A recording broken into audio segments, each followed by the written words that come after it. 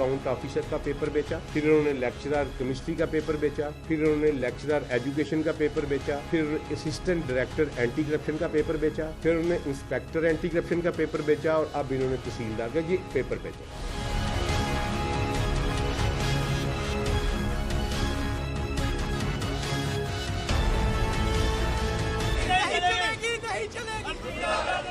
अस्सलाम वालेकुम नाज़रीन, प्रोग्राम तमाशा के साथ फ़ात शहबाज खान। इस वक्त anti corruption head quarter Lahore में मैं मौजूद हूँ और हवालात के बाहर हूँ और हवालात के अंदर वो 4 मरकज़ी किरदार मौजूद हैं जिन पर इल्ज़ामात हैं कि उन्होंने पब्लिक सर्विस कमीशन के पर्चे को लीक करने में, लोगों तक पहुँचाने में, लोगों को घेर के अपने तक लाकर पैसों में डील करवाने में अहम तरीन किरदार अदा किया। और पहली दफ़ा ऐसा हुआ है कि पर्चे लीक में एंटी वॉच डॉग जो है करप्शन से मुतालिक, उसके पास इतने पक्के सबूत हों, व्हाट्सएप चैट्स हों और उन्होंने खुद अपना बंदा भी प्लांट किया हो जो उनको 16 लाख की डील में तहसीलदार के पेपर के लिए लॉक करे उस डील को। ये क्या हुआ, माजरा क्या है, इन किरदारों से बात भी करते हैं और डायरेक्टर विजिलेंस एंटी करप्शन जो है उनसे बात भी करेंगे, तर्जुमान एंटी करप्शन से बात भी करेंगे। हमारे साथ रहिए। मुल्जिम वकार पब्लिक सर्विस कमीशन का जो कंप्यूटर ऑपरेटर है और ये इस वक्त मरकज़ी किरदार बने हुए हैं। जितनी भी गुफ्तगू जो है हमारी एंटी करप्शन के अफसरान बाला से हुई, इन्वेस्टिगेशन करने वाले अफराद से हुई, तो ये इस वक्त मरकज़ी किरदार हैं वकार। मैं इनसे पूछता हूँ सूरत हाल क्या है इस वक्त। वकार, क्या हुआ था बेसिकली और क्या मामला है ये सारा? मरकज़ी किरदार वाला तो बस आपने जैसे कह दिया वो तो झूठ ही है, लेकिन फिर भी आप कह रहे हैं, चलो मान लेते हैं। आप क्या पूछें, क्या पूछना चाहते हैं मैं बता देता हूँ आपको। वकार, आप पे इल्ज़ाम ये है कि पेपर वहाँ से USB में आप निकाला करते थे। ठीक है, ये अभी तक सारा इल्ज़ाम ही है, इस तरह का कोई मामला नहीं है फ़िलहाल। अभी भी एंटी करप्शन वाले जो है ना वो कार्रवाई कर रहे हैं। इंशाल्लाह ताला जैसे वो देखते हैं फिर हम इंशाल्लाह ताला। आज तो अगर आपके पास से USB से पेपर ना निकला होता तो उसका एग्ज़ाम फिर कैंसिल ना होता तहसीलदार का। भी कोई नहीं निकली, कुछ भी नहीं निकला, इस तरह का कोई मामला नहीं है। कोई USB वगैरह इस तरह की नहीं निकली अभी तक। इन्होंने सारी तलाशी ली है, मेरे दोनों जो मोबाइल हैं वो भी उनके पास हैं, सारा कुछ, सारा डाटा, मेरे ID कार्ड वगैरह सारा कुछ उनके पास है। अभी तक कुछ भी जो है वो रिकॉर्ड वगैरह चेक करवा रहे हैं, जो भी बाकी पेशरत होती है वो हम देख लेंगे, लेकिन अभी फ़िलहाल इस तरह का कोई मामला नहीं है। अभी तक सिर्फ इल्ज़ाम है, अभी तक साबित नहीं हुआ। आपके पास सुबह दफ्तर आप कितने बजे आज गए हैं? सुबह दफ्तर 9 बजे। 9 बजे गए। आपको दफ्तर से क्या कॉल आई थी आज सुबह? कुछ भी नहीं, दफ्तर से कोई कॉल नहीं आई थी, मेरी ड्यूटी थी दफ्तर में। अच्छा, क्योंकि एंटी करप्शन ने हमें बताया कि आपको ऑफिस जल्दी उन्होंने बुलवाया कोई काम के लिए, तो आप जल्दी ऑफिस आ गए? हाँ जी, वो डिप्टी सेक्रेटरी साहब की कॉल आई थी तो वो हम जो है मैं पहुँच गया था उधर। अच्छा, उधर जाके क्या हुआ फिर?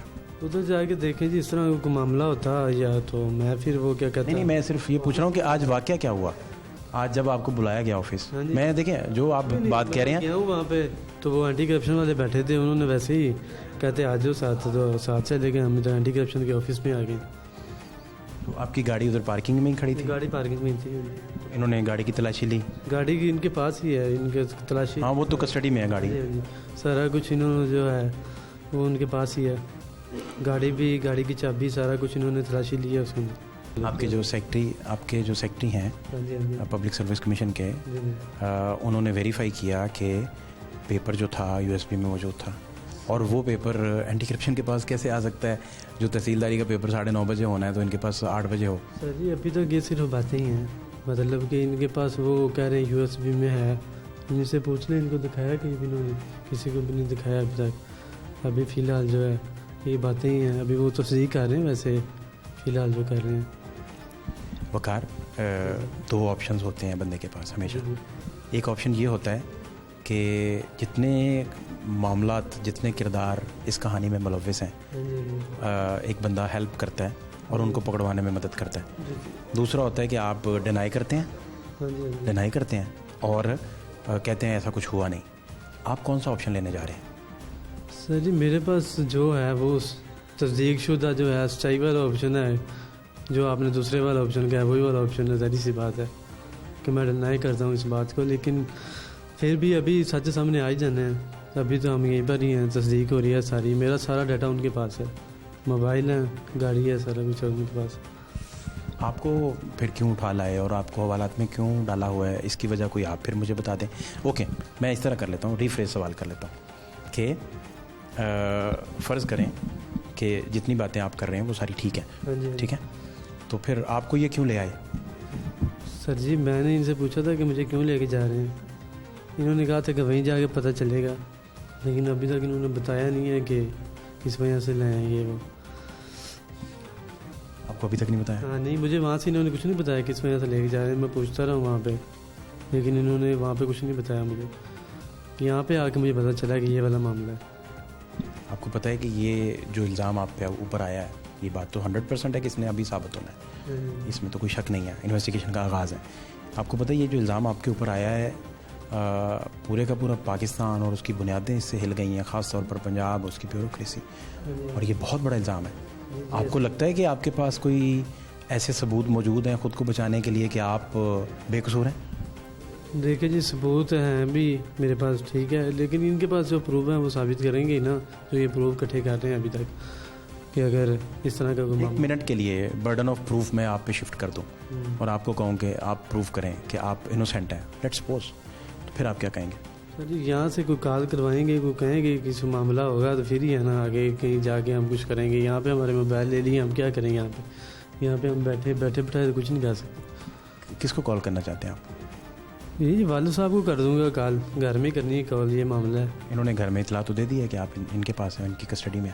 नहीं, मेरे ख्याल नहीं दी, आई थिंक नहीं दी, क्योंकि इन्होंने कहा था आपकी बात करवा देंगे, बाद में अभी तक आपके करवाई। ऑफिस ने, पब्लिक सर्विस कमीशन ने भी आपके घर इतला दे दी कि आपका बच्चा गिरफ्तार हो गया? सर वो पब्लिक कमीशन में तो मेरा कोई नंबर ही नहीं है घर का, मेरा ही था उनके पास। पूरे इदारे के पास कोई नंबर ही नहीं है आपके अलावा? नहीं, मेरा नंबर था ना उनके पास, क्योंकि मैं उनके ऑफिस में जॉब करता हूँ। पेपर जब फाइनल होता है तो किसके पास वहाँ जाता है? हमारे जो ऑफिस, आपकी जॉब उधर एग्जैक्टली क्या है? मैं डाटा एंट्री करता था। किस चीज़ का डाटा एंट्री करते हैं?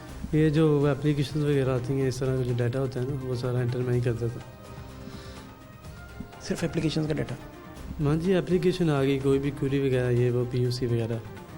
जो डाटा आप इंटर करते हैं उस डाटा में पेपर्स के जो बनने वाला डाटा है वो शामिल नहीं है? वो नहीं था, वो दूसरा PUC वगैरह कोई आ जाती है ना, तो इस तरह का डाटा था वहाँ पे।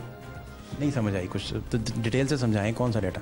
PUC जो आती है, वो हमारी बाहर से क्यूरी वगैरह आती हैं, वो वाला। वो तो नॉर्मल रूटीन की बातें हैं, वो तो किसी ने कोई सवाल पूछा होता है, किसी ने हाँ जी, कोई शिकायत लगाई होती है, किसी ने कुछ किया होता है, वो तो साइलिन अपनी तरफ से कुछ ना कुछ पूछना चाह रहे होते हैं, तो वो तो उनको गाइडेंस करने के लिए आप डाटा कह रहे हैं। जी वही। लेकिन ये जो मामला है इसमें तो ये है कि आपके पास फाइनल पेपर आता था जिसमें तहसीलदार का आज होने वाला पेपर जिसको कैंसिल कर दिया गया वो शामिल था, और इससे पहले कई पेपर शामिल थे। सर जी ये कहने की बातें, अब मैं क्या कहूँ आपसे, मुझे खुद बड़ा अच्छा नहीं लग रहा, लेकिन अभी तस्दीक चल रही है, देखते हैं इंशाल्लाह। आपके वालिद क्या करते हैं? मेरे वालिद बिजनेस करते हैं। कितने भाई हैं आप लोग? 3 भाइयाँ थी। बाकी भाई क्या करते हैं? वो पढ़ रहे हैं अभी, छोटे हैं मेरे से। आपसे छोटे हैं? हाँ जी। तो ये आपका जहन जो है उसमें इतना इवल जीनियस ये कैसे हो गया, इसकी क्या वजह बनी? किस में, मतलब आप क्या किस? ये सारी इन्वेस्टिगेशन का दारोमदार अभी आपके गिर्द घूम रहा है। अभी डायरेक्टर विजिलेंस जो हैं एंटी करप्शन पंजाब, उन्होंने प्रेस कॉन्फ्रेंस की तो मरकज़ी किरदार आपको बताया अभी तक, क्योंकि अभी तक पकड़े ही आप गए हैं। हाँ, लेकिन ये ज़रूर है कि आपके किसी रिश्तेदार के पीछे भी वो चढ़े हुए हैं एंटी करप्शन वाले, लेकिन वो अभी पकड़ाई नहीं दे रहे।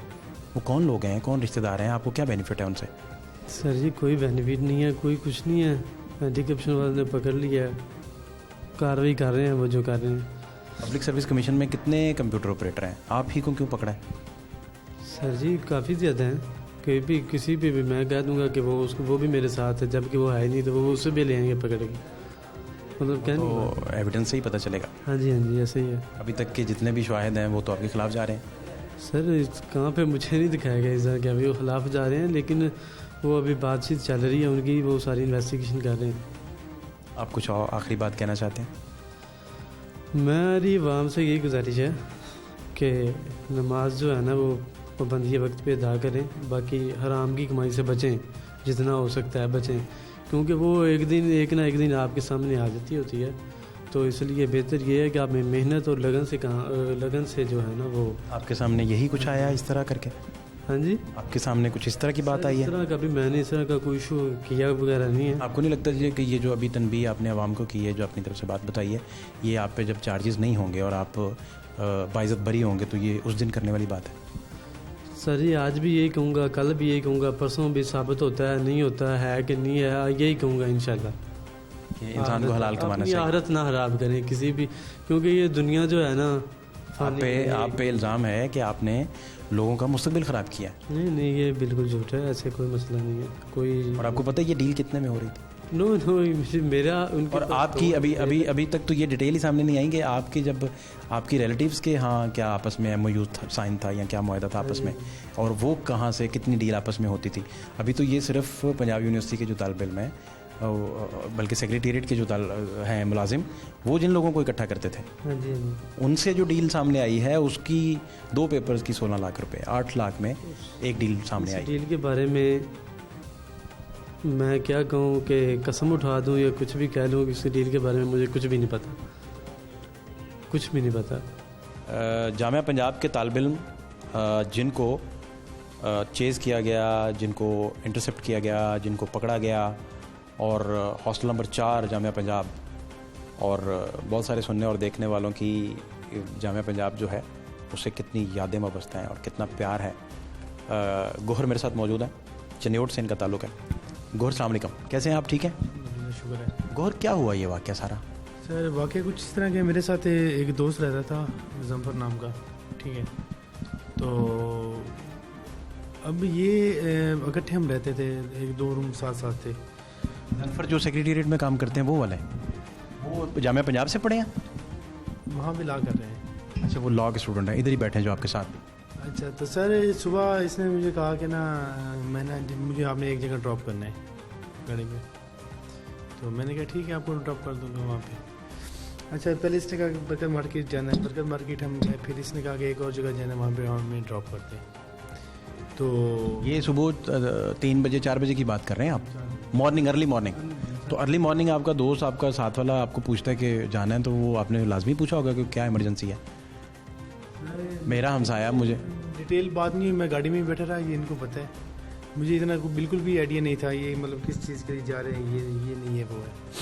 तो बाकी इसने कहा कि वापस आ जाए पंजाब में। हम फिर पंजाब में वापस आ गए। इसने कहा कि यार मुझे ना जल्दी ना मेरे साथ बंदे हैं, एक और जगह ड्रॉप कर दें। हम जैसे ही पंजाब यूनिवर्सिटी से बाहर निकले हैं तो इन्होंने हमें ना मतलब पकड़ लिया है, और बगैर मतलब हमारे पास ना कोई, इनके पास ना कोई। आपके साथ जो दूसरी गाड़ी थी उसमें कौन कौन था? उसमें भी लड़के थे, लेकिन पता नहीं वो कहाँ चलेंगे, हमें उनका कोई पता नहीं। कुछ लेडीज़ भी थी? हाँ जी थी। पेपर देना था उन्होंने भी? मुझे कोई पता नहीं है सर, मैं तो बस ड्रॉप करने के लिए गया था। मेरा भी पेपर था, लेकिन मैं इस वजह से नहीं दे रहा था क्योंकि मेरा ID कार्ड जो है ना वो थाना लिटन रोड है चुपरजी के साथ, वहाँ पे पड़ा है। मेरा 3 दिन पहले चलान हो गया था गाड़ी के, ठीक है, तो वो मैं उठा नहीं सका। मैं तो पेपर दे ही नहीं रहा था, ना मेरा कुछ इंटरफेयर था। और बाकी मैंने 8-10 PPSC के एग्ज़ाम दिए हैं सर। अगर मेरा इनके साथ कुछ इस तरह का कोई रिलेशन होता है, ये क्लियर हो जाता, सिंपल क्लियर नहीं कभी हुआ? नहीं हुआ। मेरे मैक्सिमम 64 मार्क्स हैं एंड वो डिप्टी अकाउंटेंट में थे। मतलब आप असिस्टेंस में उठाए गए हैं कि आप साथ थे? बिल्कुल। लेकिन ये कैसे अब माना जाए, और इसको आप साबित कैसे करेंगे कि आप जो है वो शामिल नहीं थे, सिर्फ साथ थे? ये सर मोबाइल हर चीज़। क्या ज़नफ़र आपके हक़ में कभी ये बयान देगा कि जामिया पंजाब के हिस्ट्री के तालिब इल्म गोहर को कुछ पता नहीं था, ये इनोसेंट है, ये मासूम है, ये सिर्फ पिक एंड ड्रॉप दे रहा था, ऐसी बात ज़नफ़र करेगा आपको लगता है? इस पर डिपेंड करता है। अच्छे दोस्त हैं तो सच तो फिर यही है। बिल्कुल बोलेगा अगर सच है, बिल्कुल। आपको लगता है ये सच है? बिल्कुल सच है, मुझे 100% श्योर हूँ मैं। तो फिर आपको लगता है कि ये आपके हक़ में स्टेटमेंट दे सकता है? लाजमी बात है, देगा ये स्टेटमेंट इंशाल्लाह। तो अब फिर क्या हुआ जब आपको इंटरसेप्ट किया गया? बस वो यहाँ लेके आ गए, और मतलब हमारे साथ बहुत मतलब इन्होंने अजीब तरह की बातें की, सलूक किया। तो कोई एविडेंस सर जब देखे ना कि जब इनके पास कोई एक प्रॉपर एविडेंस ही नहीं है, हमें पकड़ रहे हैं तो किस भी हाफ पे पकड़ रहे हैं कि ये हम सुबह 4 बजे फिर रहे हैं फॉर एग्जांपल, कोई इनके पास कोई इस तरह का एविडेंस होना चाहिए था ना कि मतलब कि आप उठा रहे हैं किसी को। गोहर जो बंदा इंटेलिजेंस ने यानी एंटी करप्शन ने प्लांट किया था वो आपकी गाड़ी में बैठा था? सर मुझे तो कोई इसका आइडिया नहीं था ना। एक प्लांटेड बंदा जिसको आप 16 लाख की डील दे के बुलाते हैं तालिब इल्म के तौर पे कि आप तहसीलदारी का पेपर दो और इसमें से निकल जाओ, वो तो आपके साथ बैठा है पिछली गाड़ी में। इसका बिल्कुल भी आइडिया नहीं, 1% भी आइडिया नहीं है। आप नहीं समझते कि वो इटसेल्फ एक बहुत बड़ा एविडेंस है जिसकी सारी कॉल रिकॉर्डिंग्स मौजूद हैं? आपने जब आपकी तरफ से मतलब गुजनफर ने जब उनसे डील किया क्या क्या बातें होती रहीं, सब कुछ रिकॉर्ड है, सब कुछ पढ़ा है। फिर ऊपर से जब ये इसमें कोई लेना देना नहीं है पर्सनली, ठीक है, मतलब मैं तो ऐसे दरमियान में पकड़ा गया हूँ, मेरा इनमें कोई किसी किस्म का कोई लेना देना नहीं है 1% भी। इसी पेपर स्कैंडल में, पेपर लीकेज स्कैंडल के एक और किरदार जो हैं मज़हर मेरे साथ मौजूद हैं। मज़हर, ये क्या मामला था? मज़हर जो है वो कस्टडी में है और एंटी करप्शन ने इनको भी गिरफ्तार किया है, क्यों किया है, क्या वजूहत है, मैं इनसे जानता हूँ। मज़हर क्या हुआ ये? सर वजूहत ऐसी कोई भी नहीं थी, ऐसे मतलब एक मतलब बंदा था जिसको उन्होंने पकड़ा हुआ है, उन्होंने FPSC का PPSC का अपना बंदा था जो मतलब गुजनफर की बात कर रहे हैं? गुजनफर नहीं, दूसरा क्या नाम है, वकार की बात कर रहा हूँ। वकार, गुजनफर तो सेक्रेटेरिएट में होता है। सेक्रेटेरिएट में वही खुद पेपर लीक करता है सर। उसने मतलब हमारे एक दोस्त को झांसा दिया कि आपको पेपर करवाएंगे, तो हमें तो पता ही नहीं था। मैं तो गांव से सर रात को 12 बजे यहाँ पहुँचा हूँ, तो मुझे उन्होंने कहा है कि सुबह 4 बजे जाना है पेपर पे। तो ऐसा हमारा कोई कसूर भी नहीं है, ना हमसे कोई चीज़ बरामद हुई है। आपके दोस्त ने पेपर देना था? पेपर आपने देना था? पेपर मैंने देना था, लेकिन उसने कहा था कि आपके दोस्त को करवाएंगे। मतलब मैंने कहा था कि मेरा एक दोस्त है, उसको पेपर हल करवाना है। तो आपसे कितने में डील हुई थी? डील हमसे कोई भी नहीं हुई थी, ना हमने कोई पैसा दिया है उनको, ना कुछ भी। हम तो अभी पैसा तो देते हैं पेपर के बाद। नहीं, पैसे कोई भी डील नहीं हुई थी हमारे उनसे, कोई भी किसी किस्म की कोई डील नहीं हुई। ये जो किरदार अंदर हैं वकार, जो पब्लिक सर्विस कमीशन का एम्प्लॉई है, वो क्या करता है? वही उसको पता होगा सर, वही वो जो डीलिंग करता है या जो भी स्कैंडल, क्योंकि वो उन्हीं का अपना बंदा है। क्योंकि PPSC जो था ना हमारे नज़दीक एक ऐसा फेयर और ट्रांसपेरेंट जो था ना इदारा था। तो अभी पिछले दिनों से स्कैंडल बन रहे थे इसी वजह से। तो ऐसे जैसे बंदे PPSC में हो के भी वो अंदर से खुद ही करते हैं। और हमारे आपके दोस्त ने आपको कहा कि पेपर देने जाना है, तो आप 4 बजे इस पार्टी के पास पहुंचे? पार्टी के पास पहुंचे और जामिया पंजाब चले गए? हाँ, उधर पहुंचे भी थे, तो इधर ये उन्होंने आके तो इन्होंने गिरफ्तार कर लिया। हमें पता नहीं था इस चीज़ का कि आगे क्या होना है क्या होना। हम लड़कियाँ कितनी थी साथ आपके? लड़कियाँ कोई नहीं थी हमारे साथ। 2 गाड़ियाँ थी ना? गाड़ियों का पता नहीं है हमें, इस चीज़ का कोई अंदाज़ा भी नहीं है कि आप गोहर वाली गाड़ी में थे? गोहर वाली गाड़ी में थे, लेकिन हमें इस चीज़ का पता भी नहीं था कि कौन क्या है कहाँ। हमें तो वहाँ पे बैठे ही हैं, तो इन्होंने आके पकड़ के यहाँ पे ले आए हैं। किसी चीज़ का हमें कोई कसूर नहीं है, ना को हमारे मोबाइल उनके पास है। आप डेटा आपने जब तहसीलदारी का पेपर ही देना था, तो आप सुबह 4 बजे क्यों घर से आ रहे हैं? नहीं, और 4 बजे आके तो इस पार्टी के हत्थे क्यों चढ़ रहे हैं? और इन्होंने आपको क्या बताया था कि पेपर कैसे करवाएंगे? नहीं, ये कुछ भी नहीं बताया था। उन्होंने कहा था कि पेपर का कुछ जो है ना शेड्यूल आपको बताएंगे कि पेपर कैसे करना है। तो इस वजह से हम इनके पास आ गए। आप मेरी वो जो है ना, मेरे पास बस टिकट भी है जो मैं घर से आया हूँ, वो भी मेरे पास मौजूद है। और इसके अलावा बाकी जो है ना हमारा कोई इस चीज़ से रिलेशन। गुजनफर ने आपको सुबह कितने बजे रिसीव किया? रिसीव नहीं किया उसने, हमने 4 बजे उधर हम मिले हैं। उधर मतलब नाश्ता हम पहुंचे उस टाइम, मैंने कहा नाश्ता करते हैं उधर ही, तो फिर वो रेट पड़ गया। वहाँ से आप पंजाब यूनिवर्सिटी चले गए? नहीं, पंजाब यूनिवर्सिटी का नहीं, हम गाड़ी में बैठे हैं। आप मुझे नहीं पता था कि पंजाब यूनिवर्सिटी की साइड पे है या कहाँ पे। वहाँ से फिर आप वापस निकले तो पकड़े गए नहर पे? हाँ, उधर ही खड़े थे हम, तो उन्होंने पकड़ लिया। हालांकि हमारा डेटा मोबाइल इनके पास है, एंटी करप्शन वालों के पास। डेटा देख लें, कुछ भी देख लें, हमारा इस चीज़ से ना को ताल्लुक़ है, ना को हम इस चीज़ में मुलविस हैं कि ये बना रहे हैं कि डीलें करते हैं। हम सीधे साधे इंसान हैं, ऐसा कोई भी चीज़ जो है ना हम इसमें मुलविस नहीं है।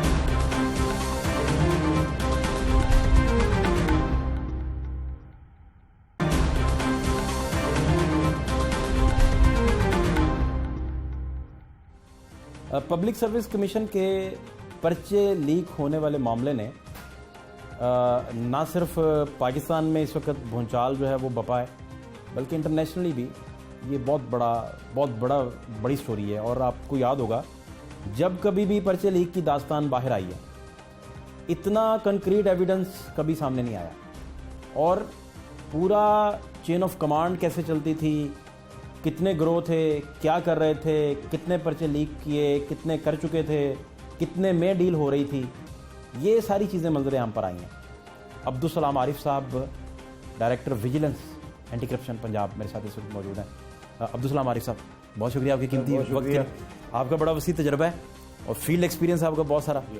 तो ये क्या टिप थी, कहाँ से बात शुरू हुई, कहानी कहाँ से शुरू होती है? सर कहानी इसकी एक दर्द से शुरू हुई कि पंजाब पब्लिक सर्विस कमीशन एक ऐसा अदारा था कि मैं प्राउडली अपने बच्चों को बताता होता था कि मैं 300 रुपये फीस दे के तो मजिस्ट्रेट बनाऊँ। मेरे पास कोई सिफारिश नहीं थी, मेरे बाप के पास कोई इस तरह का हराम का पैसा नहीं था कि वो मेरी किसी को रिश्वत दे के मुझे नौकरी दिलाता। मेहनत करके अल्लाह के फजल और करम से मेरिट के ऊपर हमारी सिलेक्शन हुई और ये अदारा इसी तरह काम कर रहा था। मैं एक अकेला एग्जाम्पल नहीं हूँ, ये सारी की सारी पंजाब की ब्यूरोक्रेसी इसी दरवाजे से गुजर कर आई। तो जब इसके बारे में ये बातें चलना शुरू हुई सोशल मीडिया पे, फिर तलबा ने एहतजाज किया और पूरी एक कौम में एक अनरेस्ट क्रिएट हुआ। उसकी रीज़न सर ये है कि देखें, पंजाब पब्लिक सर्विस कमीशन वो अदारा है जहाँ से गुजर कर लोगों की सोशल और फाइनेंशियल क्लास बदलती है। अमीर आदमी का तो कोई नहीं, जो खरबपति अरबपति है उसका बच्चा तो ना पढ़ता है ना पंजाब पब्लिक सर्विस कमीशन पर जाता है।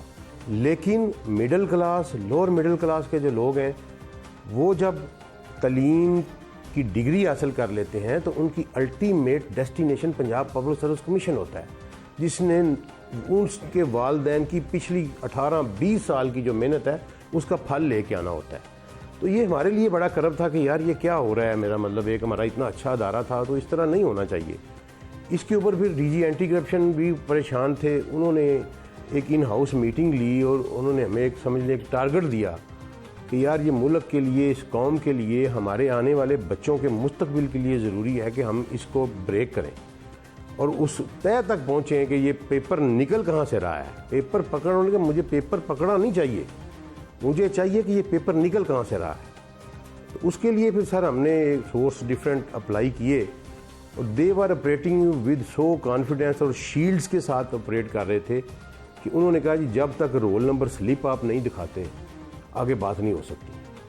तो रोल नंबर स्लिप अरेंज की गई? मैं आपको बताता हूँ जी, फेसलेस अपीयरेंस थी, सिर्फ व्हाट्सएप कॉल पे मखसूस वक्त में वो बंदा राब्ते में आता था 1-2 घंटे के लिए लेट नाइट आवर्स में डिफरेंट नंबर्स के साथ, और वो कहता था जी पहले रोल नंबर स्लिप दिखाएं। तो फिर हमने एक ऐसा कैंडिडेट ढूंढा जो उसने अप्लाई किया हुआ था, फिर उसकी ग्रूमिंग की, 2-3 दिन उसकी ट्रेनिंग की, उसको समझाया, पहले उसका कॉन्फिडेंस बिल्ड किया कि बेटा आपकी नौकरी को कुछ नहीं होता, आपके कैरियर को कुछ नहीं होता, हम आपके साथ हैं, अगर हमारी वजह से आपको नुकसान होगा तो हम आपके देनदार हैं, लेकिन आप काइंडली मुल्क और कौम के मुफाद के लिए हमारा साथ दें। तो वो बच्चा रेडी हो गया, उसने हमारा साथ दिया, हमने उनको रोल नंबर स्लिप शो की। तो फिर उन्होंने हमारे साथ बात की कि 15 तहसीलदार का पेपर आ रहा था। आपको पता तहसीलदार की बहुत बड़ी सीट है और लाखों एप्लीकेंट्स थे, 1,15,20,000 तो अपीयरेंस थी। तो उसको उन्होंने कहा जी 15 लाख रुपया फ़ी पेपर जो है ना, यहाँ से बात उन्होंने बारगेन शुरू की। खैर हम भी बड़े प्रोफेशनल अंदाज में कि इनको शक ना पड़े, बिल्कुल एग्जैक्ट बारगेन करते रहे, यार नहीं है पैसे, गरीब आदमी है, ये है फलां, करते करते 8 लाख रुपया फ़ी पेपर में बात तय हो गई। उसके बाद बात तय होने के बाद उस बंदे ने कहा जी कि अब मेरा और आपका राब्ता ख़त्म, कोई राब्ता नहीं, अब मैं आपसे कल रात 11 बजे राब्ता करूंगा और सुबह पेपर था। ये यहीं से चलेंगे। अब अभी मुझे सिर्फ ये समझना है कि जो आपका प्लांटेड कैंडिडेट था, जो एंटी करप्शन के लिए काम करने के लिए रेडी था, उससे कितनी दफ़ा अंदाज़न टॉक हुई जिसमें ये तय हो गया कि अब 15 नहीं 8 लाख पे तय हो गया? सर टॉक हम अपने नंबर से अपनी निगरानी में ही कर रहे थे, वो बच्चा टॉक नहीं कर रहा था। अच्छा, उसकी सिर्फ आपने roll number slip? Roll number slip उसके बिहाफ के ऊपर उसका एक अंकल, हमारा डिप्टी डायरेक्टर फाइनेंस, उसका अंकल बना हुआ था। ओके, ठीक है, तो उसके बिहाफ आपने वही नंबर जिससे पहली दफा राब्ता किया उसी पे आपने रोल नंबर स्लिप भेज दी। हाँ, अब उसे यही है कि ये रोल नंबर स्लिप वाला बंदा ही मेरे साथ बात कर रहा है। ओके, ठीक है, ठीक, ओके। तो इस तरह बड़ा कंफर्टेबल आप कंफर्टेबल हो गया क्योंकि वो पार्टी कंफर्टेबल हो गई। लेकिन जब उसने ये कहा जी अब राब्ता खत्म, तो फिर हम थोड़े से परेशान हो गए, यार अब ये दोबारा राब्ता ना करे क्या होगा। अगले दिन पेपर था, तो रात 11 बजे लास्ट नाइट जो है, रात 11 बजे उस बंदे ने राब्ता किया और उसने कहा जी कि पैसों का अरेंजमेंट है। हमने कहा जी पैसों का अरेंजमेंट है। उसने कहा जी 9:30 पेपर शुरू होना है, 12 बजे तक पेपर ख़त्म हो जाएगा, अगर 90% क्वेश्चन आ गए तो फिर आप मुझे अगले पेपर के पैसे भी दे दें। इतना ट्रस्ट वो कर लेता था कि ये पेपर के बाद आप पैसे सर वो मेरा ख्याल है वो ये ट्रस्ट बिल्ड किया हुआ था उन्होंने लोगों का क्योंकि वो डेफिनेट पेपर था तो अगला पेपर देना होता था चूँकि, और फिर लोगों को ये भी डर होता था कि अगर ये मैंने ना किया तो ये मुझे दिया हुआ पेपर भी फेल करवा देगा। वो यही कहता था कि अगर आप पैसे ना देंगे हमें तो आपका रिजल्ट ही नहीं आएगा, ठीक है, आपका पेपर गैप कर दिया जाएगा। तो इस बात पे आगे चलते हुए फिर 8 लाख में जब हमारी बात तय हुई, कल रात 11 बजे उसने हमें कहा कि जी आप 4 बजे कैंडिडेट को, मदर साहब हमारे जो डिप्टी डायरेक्टर फाइनेंस हैं वो अंकल बने हुए थे उसके तो इसको उन्होंने कहा कि आप अपने बच्चे को ड्रॉप कर दें बरकत मार्केट। अब उन्हें एतमाद था कि ये बच्चा और इसके अंकल हमारे साथ राब्ते हैं। ठीक हो, सुबह 4 बजे उन्होंने कहा जी आप ड्रॉप कर दें। ये अभी सुबह जो गुजरी, आज जो कल, क्योंकि आज ही पेपर था जी, आज ही पेपर 9:30 पेपर था और 4 बजे उन्होंने कहा बच्चा ड्रॉप कर दें। ठीक, 11 बजे रात 11 बजे उसने हमें ओके किया। तो फिर उसी वक्त हमने आगे दफ्तर खोला। ये बरकत मार्केट ड्रॉप करना था बच्चे, बरकत मार्केट ड्रॉप करना था। उसी वक्त हमने दफ्तर खोला, यहाँ बैठ के मैं, मेरे डिप्टी डायरेक्टर और मेरे सर्कल अफसर इंस्पेक्टर लेवल का हमारा होता है, हमने बैठ के पहले पेपर प्लानिंग की कि अगर वो बरकत मार्केट से कलमा चौक की तरफ मूव करता है तो कैसे उसको चेज़ करना है, अगर वो कैंपस की तरफ मूव करता है तो कैसे चेज़ करना है, अगर गार्डन टाउन के अंदर घुस जाए। सारी हमने वर्किंग करने के बाद फिर हमने मॉक एक्सरसाइज की 1:30 बजे 1:15 बजे वहाँ रात को बाकायदा वहाँ पहुँचे। वहाँ कितने रुकनी टीम आपकी मॉक? हमारे साथ कोई तकरीबन 3 तो हम ऑफिसर थे, उसके अलावा हमारे कोई 8 लोग और इन्वॉल्व थे इसमें। हमारे सब इंस्पेक्टर, ASI, हमारे कांस्टेबल, 11 रुकनी टीम अब हमने मॉक करने गए। हमने डिफरेंट जगहों पर डिप्लॉयमेंट की, मोटरसाइकिल्स 4 मोटरसाइकिल हमने इंगेज किए, 3 गाड़ियाँ इंगेज की और डिफरेंट फिर हमने अपनी प्लानिंग के मुताबिक उनकी डिप्लॉयमेंट करने के बाद 4 बजे वो बंदे एग्जैक्ट जो है वो वहाँ आ गया और उसने कहा जी कि आपके साथ कौन है? उसने कहा जी मेरे अंकल हैं। उन्होंने कहा फ़ोन शून जो भी है वो अंकल को दे दो, क्योंकि मामला ये तय हुआ था, देवर सो क्लेवर पीपल। तो अब बच्चा तो आपको सचमुच में लेके जाना पड़ा? जी जाहिर है सर, तो वो तो शो करना पड़ा, बिल्कुल बच्चा देना पड़ा हमने, बच्चा देना पड़ा, ठीक है जी। और वहाँ वो उन्होंने कहा शर्त ये लगाई थी कि कोई इलेक्ट्रॉनिक डिवाइस नहीं होगा। अच्छा, मोबाइल भी नहीं, राब्ता कैसे करेंगे? घड़ी तक नहीं होगी, कुछ भी नहीं, और राब्ता भी नहीं करेंगे आप। हम बच्चे को ले जाएंगे 9:30 बजे तक बच्चा हमारी तहवील में रहेगा, जहाँ मर्जी हम उसको रखें। पूरे 9:30 हम इसको सेंटर पे ड्रॉप कर देंगे, ये हमारी जिम्मेदारी है। जब ये बातें हो रही थी तो आप एग्जैक्टली कहाँ खड़े थे? देखें जी सर, ये बातें तो फोन पे हमारी तय हो चुकी थी। नहीं, जब आप चले गए हैं 4 बजे सुबह चले गए, जब सुबह चले गए ना सर, तो हम पीछे खड़े थे, हमारी सारी टीमें अपनी अपनी लोकेशंस पे खड़ी थी और मदर साहब सिर्फ आगे थे, जो हमारे डिप्टी डायरेक्टर जो अंकल बने हुए थे। उसने वो सिर्फ शो हुआ, उसने उनको बच्चा उनके वाले करके साथ ही हम कॉन्फ्रेंस कॉल पे आ गए। अब आप देखें कि हमारी 2.5 घंटे की कॉन्फ्रेंस कॉल है, ठीक है जी। साथ ही हमने वो कॉन्फ्रेंस कॉल अरेंज की हुई थी, हम सारे एक कनेक्ट हो गए। वो भी रिकॉर्ड होती रही? वो पूरी रिकॉर्ड तो महल नहीं की हमने, इतना टाइम भी नहीं था। तो फिर हमने इन्होंने गाइड कर दिया कि ये गाड़ी इस तरफ निकली है, वहाँ जो हमारा बंदा था वो वहाँ उसके पीछे चल पड़ा। ये काम शुरू हो गया। तो किसी स्टेज पे उन्हें एहसास हुआ कि चेस कर रहे हैं? उन्होंने डिफरेंट लोगों को और बिठाया, पीछे एक गाड़ी और उनकी आ गई, उसमें बंदे बैठने शुरू हो गए, 2 गाड़ियाँ हो गई। वो हमारे वाले बंदे ने हमें फिर बाद में बताया, उसको एक दफ़ा कॉल आई कि तुम्हें 3 मोटरसाइकिल जो है वो फॉलो कर रहे हैं, कभी आगे आ जाते हैं, कभी तुम्हारे पीछे आ जाते हैं। पता नहीं वो बंदा कहाँ से उसको देख रहा था। ये बात ठीक थी? 3 ही थे? 3 ही थे। और इस पर अभी हम परेशान हैं, अभी हम इस पर इन्वेस्टिगेट कर रहे हैं कि वो उसको कैसे पता चल गया, एक्यूरेसी कैसे हम उसको फॉलो कर रहे हैं। खैर उसने उसको तसल्ली दी कि मुझे कोई नहीं कर रहा, और उसकी तसल्ली कराने के लिए वो काफ़ी देर गाजियाबाद में पुलिस के नाके के ऊपर रुके रहे वो लोग। तो आप हम लोग, हमारी जो टीम थी वो जो उनको चेज कर रही थी, वो पीछे, वो कोई टीम आगे चली गई, लेकिन हमारे सर्विलेंस में वो रहे। उसके बाद वो वहाँ से टर्न लिया उन्होंने और वो आ गए पंजाब यूनिवर्सिटी। वो जब पंजाब यूनिवर्सिटी में सर चले गए ना, तो फिर मामला हमें हॉस्टल के बाहर हमें अपने हाथ से निकलता हुआ महसूस हुआ कि यार पंजाब, वो तो आपको पूछना पड़ता है, जाहिर है पंजाब यूनिवर्सिटी के ऊपर रेड करना है, तो वो तो लॉ एंड ऑर्डर का मसला क्रिएट हो जाएगा। अगर गवर्नर को लूप में लेना या चांसलर को या वाइस चांसलर को लूप में लेंगे, और उतनी देर में तो ये दो निकल जाएंगे। सुबह मिलना भी किसी ने नहीं। अब आप बरकत मार्केट वाले, अब हम खड़े हैं जनाब जिन्ना हॉस्पिटल से थोड़ा सा आगे, ठीक है, और मेरे 3 बंदे मोटरसाइकिल पे अंदर हैं पंजाब यूनिवर्सिटी के, एक गाड़ी मेरी उसके बाहर गर्दिश कर रही है बगैर नंबर प्लेट्स के, और मैं और मदर साहब जो हैं ये हम खड़े जिना हॉस्पिटल और पंजाब यूनिवर्सिटी के दरमियान। गाड़ी का नंबर प्लेट था जो जिसको आप चेज करते जी, जो गाड़ी हमारे कब्जे में, नहर पे टर्न लिया तो हमने इनको इंटरसेप्ट कर लिया। मतलब कैंपस पुल पे ये नहर से चढ़े? जी, नहर पे चढ़े। ये निकले हैं हॉस्टल से? हाँ जी। और ये कैंपस पुल से नहर टूवर्ड डॉक्टर हॉस्पिटल। ठीक है जी। तो थोड़ा चाइना एम्बेसी के पास ही कहीं। थोड़ा सा ये आगे गए हैं तो हमने इनको इंटरसेप्ट कर लिया। इंटरसेप्ट करने के बाद फिर जब हमने इनसे पूछगिछ शुरू की तो नहीं, आसानी से इन्होंने आपको इन्होंने थोड़ा सा निकला है गाड़ी से? अच्छा खासा रजिस्ट किया। पहले तो ये गाड़ी रोक ही नहीं रहा था, ठीक है जी। फिर हमने इसको कुछ दिखाया जिसकी वजह से जिसने गाड़ी रोकी, ठीक है। पहले तो कटे शटे मार रहा था, गाड़ी नहीं रोक रहा था, ठीक है। हाँ, फिर कुछ दिखाने पे इसने गाड़ी रोकी।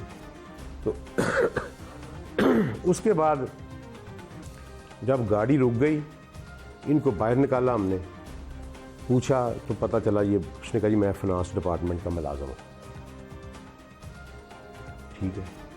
अब हमारा डकाया भी, अब गाड़ी में कौन कौन था? गाड़ी में एक बंदा गाड़ी चला रहा था, एक ये फाइनेंस डिपार्टमेंट वाला था, एक हमारा डकाया था जिसको हमने डकाया किया हुआ था, और 2 बंदे और पीछे बैठे होते, और एक गाड़ी पीछे थी। उस पर फिर जब वो आई तो रोका हमने, तो उसमें खवातीन थी। तो मैंने फिर डेलिब्रेटली ना, मैंने कहा कोई और मसला ख़राब ना हो जाए, क्योंकि इनसे पता तो चल ही जाना है कौन, पता चल जाना कौन है, तो कोई बात नहीं। वैसे मुझे पता था कि ये खवातीन इन्होंने ली हैं तो हमारी तरह के गाहक ही होंगे। तो उनको मैंने कहा जी इनको जाने दो, कोई मसला नहीं, ठीक है। इनको हमने पकड़ लिया। इसको जब पकड़ा तो फिर इसने बताया कि जी मेरा काम सिर्फ ये है कि मैं पेपर बेच के बंदे इकट्ठे करता हूँ, पैसे इकट्ठे करता हूँ और बंदे इकट्ठे करता हूँ, और मैं एक जगह पे दे देता हूँ किसी एक बंदे को, और फिर आगे वो डील करता है। मेरा काम फील्ड में है, मेरा यही काम है। मुझे नहीं पता पेपर कहाँ से आता है, क्या कैसे आता है। मैं सिर्फ बंदे इकट्ठे करता हूँ, पार्टी बुक करता हूँ और वहाँ पहुँचा देता हूँ। और अभी मैं पहुँचाने जा रहा था तो आपने मुझे रोक लिया। उस पर हमने इसके मोबाइल वगैरह छीना, मोबाइल का एनालिसिस शुरू किया, फेसबुक इसका खोला, तो हमें कोई क्लू मिला पब्लिक सर्विस कमीशन के एक बंदे का।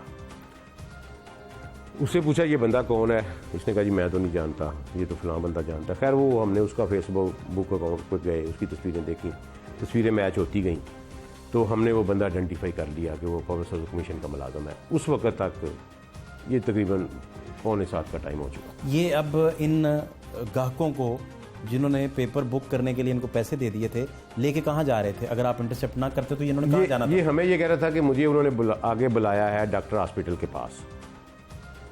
फिर आप लोग गए डॉक्टर? नहीं, हम नहीं गए सर। हमने फिर वहाँ उसको रोका क्योंकि हमें मतलूबा चीज़ मिल गई, ठीक है जी। इसकी तलाशी के दौरान हमें एक पेपर का प्रिंट मिला, हैंड रिटन पेपर टाइप लिखा हुआ था, क्वेश्चन आंसर लिखे हुए थे। वो इसी पेपर का था? मैं आपको बताता हूँ जी। अच्छा, उसके बाद इसने जब वो पब्लिक सर्विस कमीशन वाला बंदा हमने ट्रेस कर लिया, फिर हमने सेक्रेटरी पब्लिक सर्विस कमीशन को बुला लिया फौरी। वो बेचारे 20 मिनट में 15-20 मिनट पहुँच गए इधर हमारे दफ्तर में। इनको भी हमारे दफ्तर ले आए हुए थे, इंक्वायरी कर रहे थे। सेक्रेटरी पब्लिक सर्विस कमीशन भी आ गए। हमने कहा ये बंदा लेके आए फौरी तौर पर।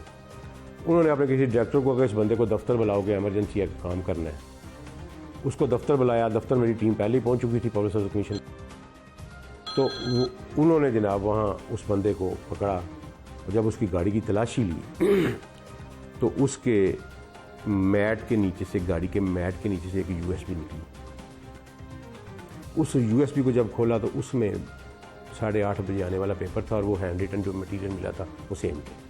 यानी कि ये गाड़ी अब उसकी पार्किंग में ही खड़ी है पब्लिक सर्विस कमीशन के ऑफिस में? हाँ, आया वो घर से, और उसकी यूएसबी उसके बैट के नीचे। आप लोग ऑफिस में बैठे हैं? बैठे हैं, हमारी टीम थी, ठीक है ना। तो उन्होंने जब इसको कहा, ओहदेदारान में से कौन कौन उधर मौजूद है हमारा पब्लिक सर्विस कमीशन की तरफ से? पब्लिक सर्विस कमीशन की तरफ से सर उनका डिप्टी सेक्रेटरी और उनका डायरेक्टर एग्जाम, वो दोनों उन्होंने हमारे वाले किया बंदा कि जी ये बंदा ले लिया। ठीक है। उसने कहा ये मेरी गाड़ी है। इन्होंने मुझे फ़ोन पे पूछा, मैंने कहा इसकी गाड़ी की तलाशी लो और गाड़ी भी ले आओ साथ। तो वो तलाशी जब ली, उनके साथ यूएसबी मिली है। मैंने कहा जल्दी जल्दी लेके आ जाओ। तो तकरीबन 7:30 बजे वो यूएसबी हमने चेक की तो उसमें पेपर था, बिल्कुल क्वेश्चन पेपर। हमने वो सेक्रेटरी पब्लिक सर्विस कमीशन को दिखाया, और उन्होंने डायरेक्टर एग्जाम से बात की। उन्होंने कहा जी वाकई ये हमारा पेपर है, जो 9:30 बजे आना था। अब फिर पब्लिक सर्विस कमीशन की तरफ से आपने ये सारी चीज़ें फिर बयान के तौर पर रिकॉर्ड में ले ली उनसे? जी हाँ, बयानी, ताकि अदालत में आपके काम आ सके। उनके सामने उनके मुलाजिम का कन्फेशन हमने उनके सामने करवाया कि जी ये देख लें। और वो आप अगर अदालत भी लेके जाते हैं तो वो लोग आपको हेल्प आउट करेंगे जी इसमें? वो हमारे साथ साथ बिल्कुल ऑनलाइन Confront होंगे उधर? बिल्कुल, और वो तावन कर रहे हैं, बहुत सारा तावन किया। चेयरमैन साहब खुद उन्होंने मेरे से बात की, लेफ्टिनेंट जनरल रिटायर्ड हैं, उन्होंने मेरे से बात की, उन्होंने मेरा शुक्रिया अदा किया। फिर उन्होंने मुझे ये कहा कि मेरे भाई हम कंफर्म हो गए हैं कि हमारा पेपर लीक हुआ है, लिहाजा I am going to cancel the paper. तो फिर उन्होंने 8:30 बजे 8:15 बजे के करीब पेपर जो है वो कैंसिल किया। तो उसके बाद फिर जब फर्दर इन्वेस्टिगेशंस हुई तो फिर पता चला कि ये बंदा डाटा एंट्री ऑपरेटर जो है पंजाब पब्लिक सर्विस कमीशन का, वकार नाम का, इसका काम ये था कि जब चेयरमैन पेपर अप्रूव कर देता था, फाइनल एग्जामिनर से पेपर बन के आता है, फिर 2-3 शार्टिंग होती हैं, डिफरेंट जगहों पर जाता फाइनल चेयरमैन की अप्रूवल के लिए जाता है। जब चेयरमैन अप्रूव कर देता है तो फिर वो पेपर डायरेक्टर एग्जाम के ज़रिए इस बंदे के पास आता है for entry in the computer. वो जब कंप्यूटर एंट्री करता आता है तो वो उस वक़्त वहाँ उससे वो कॉपी कर लेता था अपनी USB में, और वो फिर अपने एक रिश्तेदार के ज़रिए वो, अब रिश्तेदार अभी हम उसको कोशिश कर रहे हैं, उसके पीछे इंशाल्लाह वो भी आज नहीं तो कल पकड़ा जाएगा इंशाल्लाह। तो वो बंदे ने फिर आगे ये फाइनेंस डिपार्टमेंट वाला बंदा रखा हुआ था। तो ये इनका सारा नेटवर्क था कि वो जो पेपर एक दिन पहले उसको मिल जाता था कंप्यूटर एंट्री के लिए, वो कंप्यूटर इन्होंने फिर हमें बताया कि जी हम इससे पहले भी ये काम डाल चुके हैं। लेक्चरर केमिस्ट्री का पेपर इन्होंने बेचा, लेक्चरर एजुकेशन का पेपर इन्होंने बेचा, इन्होंने डिप्टी अकाउंट ऑफिसर का पेपर बेचा, इन्होंने असिस्टेंट डायरेक्टर एंटी करप्शन का पेपर बेचा, तहसीलदार का पेपर बेचा। तो ये वो सारी बातें फिर वो मान गया, उसने कहा जी बिल्कुल मैं करता हूँ। तो ये मेरा तरीकाकार था, उस बंदे को देता था, वो आगे फिर इनके ज़रिए इकट्ठे करके लोग, और हर पेपर पे ये मकान बदलते थे, नए मकान में लोगों को इकट्ठे करते थे। 2-3 घंटे पहले लड़कों को बिठा के ऑब्जेक्टिव टाइप पेपर दे के उसकी तैयारी करवाते थे, और उसके बाद खुद अपनी निगरानी में सेंटर्स पे छोड़ के आते थे और फिर फेल करता। ये अल्हम्दुलिल्लाह अभी तक की जो तफ्तीश है, लेकिन इंशाल्लाह और बढ़ेगी। आपको क्या लगता है आपकी अब तक की तहकीक की फाइंडिंग्स जो हैं, क्या कोई ऐसा बीच में क्लू मौजूद है या कोई ऐसी इंडिकेशन मौजूद है कि कुछ पब्लिक सर्विस कमीशन के हाई प्रोफाइल लोग भी बीच में इन्वॉल्व हों, या ये आपको लगता है कि ये सिंपल एक कंप्यूटर ऑपरेटर की जहन की इख्तरा थी और उसके साथ कुछ माफियाज मिले थे और एक सर्विस प्रोवाइडर मिल गया जो गाहकों को घेरता था और मामला इस तरफ चल पड़ा? देखिए सर, ये पब्लिक सर्विस कमीशन चूँकि हमारा एक बड़ा सीक्रेट अदारा है, तो हमने उसकी साख को बचा के चलना है, लिहाजा हम कोई ऐसी इमेच्योर बात नहीं करेंगे। अभी उनके बहुत सारे ऑफिसर्स लेवल के बंदे हमारे अंडर इन्वेस्टिगेशन है, ठीक है, और ये बड़ा आपका वाइटल क्वेश्चन है। हमारी इन्वेस्टिगेशन में भी सबसे बड़ा क्वेश्चन ही ये है कि एक डाटा एंट्री ऑपरेटर के इतना बड़ा सिस्टम में उसको एक्सेस कैसे मिल जाती है, तो उसको पे कोई चेक इन और बैलेंस नहीं है।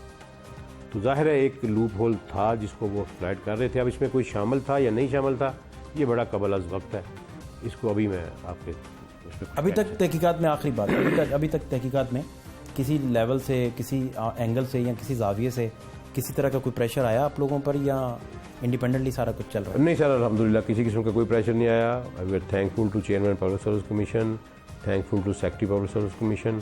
उन्होंने हमें पूरा कोऑपरेट किया, उन्होंने अपने डाटा तक एक्सेस दी, अपने सारे स्टाफेस जिस बंदे को हम कहते रहे हैं वो यहाँ बुलाते रहे हैं फॉर इन्वेस्टिगेशन, फर्दर भी वो हमारे साथ ऑनलाइन है। तो कोई अल्हम्दुलिल्लाह प्रेशर नहीं, और वैसे भी अल्लाह का शुक्र है कि हम प्रेशर नहीं लेते। आप होपफुल हैं कि कन्विक्ट करवा पाएंगे इनको अदालतों से भी, चूँकि ये जितने भी इतराफ़ी बयान आते हैं अदालत में तो चैलेंज हो जाएंगे, एक सेकंड में वो कहेंगे कि अंडर ड्यूरेंस हमसे नहीं सर, हमारे इतराफ़ी बयान इंशाल्लाह सपोर्टेड बाई डॉक्यूमेंट होंगे, ठीक है। और इससे बड़ा सबूत डॉक्यूमेंट्री क्या है कि जो पेपर 9:30 बजे आना था वो 7:45 बजे हमारे पास था।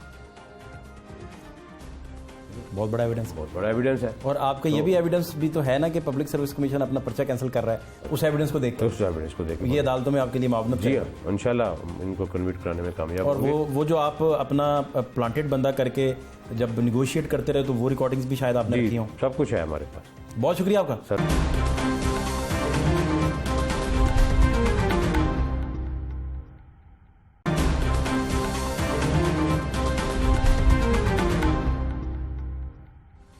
पब्लिक सर्विस कमीशन के पेपर लीक होना, इस स्टोरी ने इंटरनेशनली इस वक्त हाइप क्रिएट की है और निज़ाम की सेंटिटी पे और जो तकद्दुस था निज़ाम का उस पर भी क्वेश्चन है और इतनी खौफनाक डिटेल्स आज तक मंजर-ए-आम पे नहीं आई। इट नेवर हैपेंड कि आप पेपर लीकेज, आपको याद होगा कि एक स्कैम एक और यूनिवर्सिटी के हवाले से आया था कुछ साल पहले, 2012 में आया था। फिर CSS के पर्चे लीक होने की शुनीद भी आपने सुनी और दरो दीवार लरस गए थे पाकिस्तान के।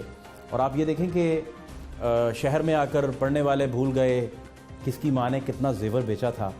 ये सारे लोग जो इस वक्त बड़ी बड़ी पोस्टों पर बैठे हैं और ब्यूरोक्रेसी चलाते हैं, मुल्क की बागडोर संभालते हैं, इन सब का ताल्लुक इन्हीं इम्तहानात से है। या वो CSS करके आते हैं, या वो पब्लिक सर्विस कमीशन के ज़रिए पंजाब में अगर आना होता है, या वो लेक्चरर बनते हैं, या वो पुलिस में जाते हैं। एक बंदा मैनेज करके, टाई करके, फिक्स करके मैच खेलेगा तो वो डिलीवर कैसे करेगा और उस निज़ाम का हिस्सा बनेगा। कितने लोग अब तक बड़ी बड़ी पोस्टों पे बैठे होंगे जिसको वाच डॉग जितने भी हैं, एंटी करप्शन को देखने वाले इदारे, वो भी नहीं पकड़ पाएंगे। शायद ये क्लू उन तक भी ना पहुंच पाएँ जो ऑलरेडी इसी तरह से आए होंगे।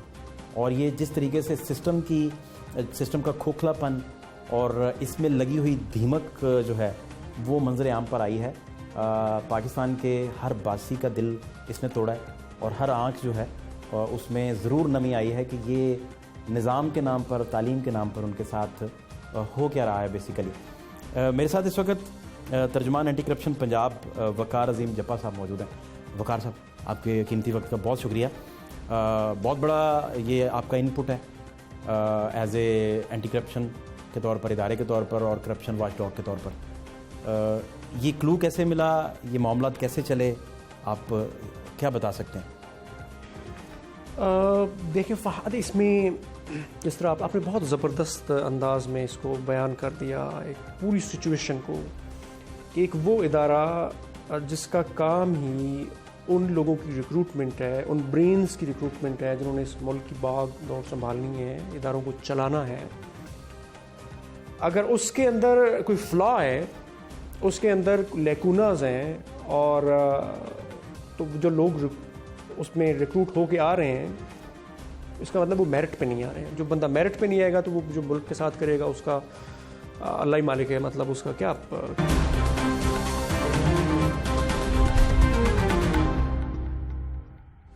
पब्लिक सर्विस कमीशन के पेपर लीक होना, इस स्टोरी ने इंटरनेशनली इस वक्त हाइप क्रिएट की है और निज़ाम की सेंटिटी पे और जो तकद्दुस था निज़ाम का उस पर भी क्वेश्चन है और इतनी खौफनाक डिटेल्स आज तक मंजर-ए-आम पे नहीं आई। इट नेवर हैपेंड कि आप पेपर लीकेज, आपको याद होगा कि एक स्कैम एक और यूनिवर्सिटी के हवाले से आया था कुछ साल पहले, 2012 में आया था।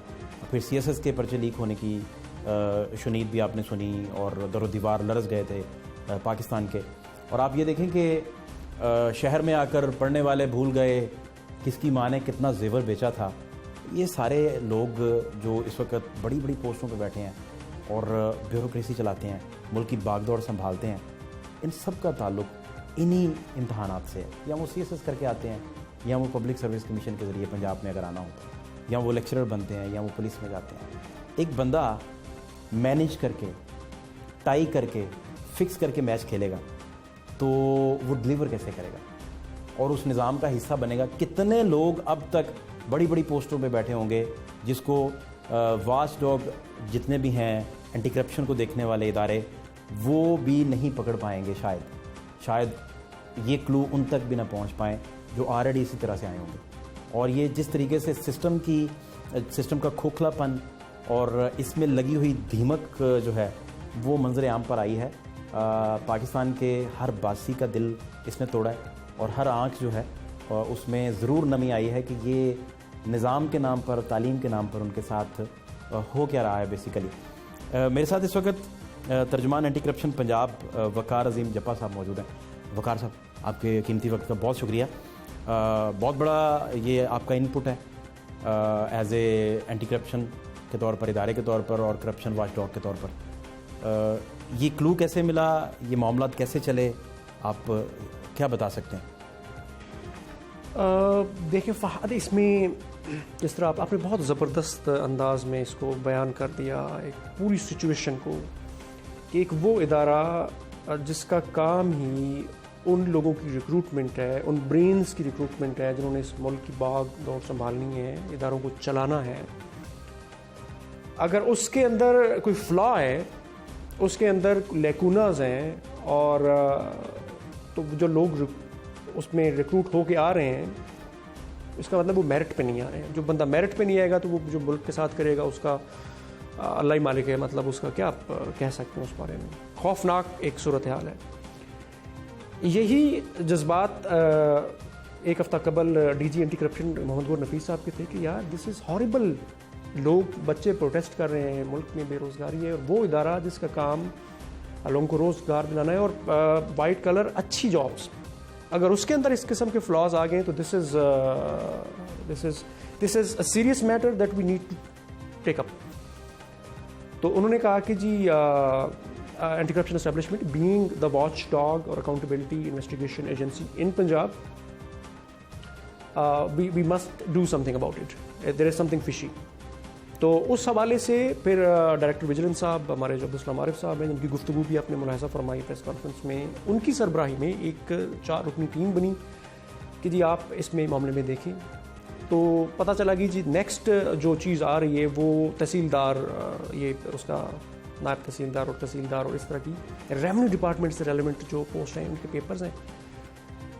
तो अच्छा, अगर इसमें कुछ ख़राब है तो जाहिर है ये एक बड़ा पेपर है और इसमें लाखों लोग इसमें अप्लाई कर रहे हैं, तो इसमें कुछ ना कुछ तो फिर ज़रूर होगा, कोई गड़बड़ अगर है तो पकड़ी जाएगी। तो हमने अपनी टीम ने काम करना शुरू कर दिया। अपनी जिस तरह रैकी आप करते हैं, आप इंफॉर्मेशन कलेक्ट करते हैं, आप अपने लोगों को प्लेस करते हैं। तो